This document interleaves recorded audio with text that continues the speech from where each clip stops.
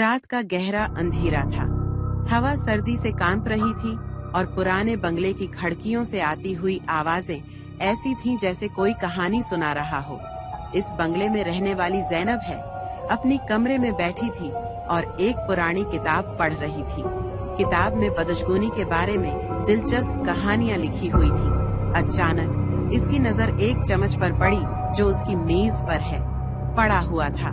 ये चम्मच इसकी दादी का था और उसे कहा जाता था कि ये चम्मच बदशगुनी लाता है। ज़ैनब ने उस चम्मच को उठाकर करीब से देखा।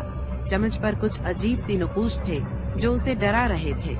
उसने किताब में पढ़ी हुई कहानियों को याद किया और उसे लगा कि शायद ये चम्मच इसी तरह के किसी वाक़ये से जड़ा हुआ है। वो इस चम्मच को पकड़कर उठी और उसे खिड़की से बाहर फेंक दिया। अगले दिन सुबह ज़ैनब ने सुना कि उसके पड़ोसी की बेटी बीमार हो गई है। उसे बहुत ज्यादा बुखार था और उसे अस्पताल ले जाया गया। ज़ैनब को लगा कि शायद उसकी बदकिस्मती की वजह से ये हुआ है। इसके बाद से ज़ैनब को हर वक्त यही लगता रहता था कि इस चम्मच की वजह से इसके साथ कुछ न कुछ बड़ा होने वाला है। वो दिन रात परेशान रहती और उसे नींद नहीं आती थी।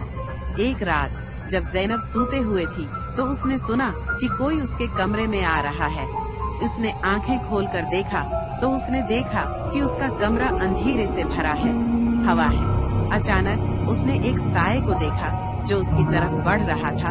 वो साए आहिस्ता आहिस्ता करीब आता गया और फिर अचानक उसने ज़ैनब को पकड़ लिया। ज़ैनब चीख उठी और बस्तर से हट गई, उछल पड़ी। इसे लगा कि ये सब ख्वाब था। अगले दिन सुबह ज़ैनब ने अपने कमरे को अच्छी तरह से साफ किया और उस चम्मच के बारे में भूल जाने की कोशिश की, लेकिन वो उसे नहीं भूल पा रही थी।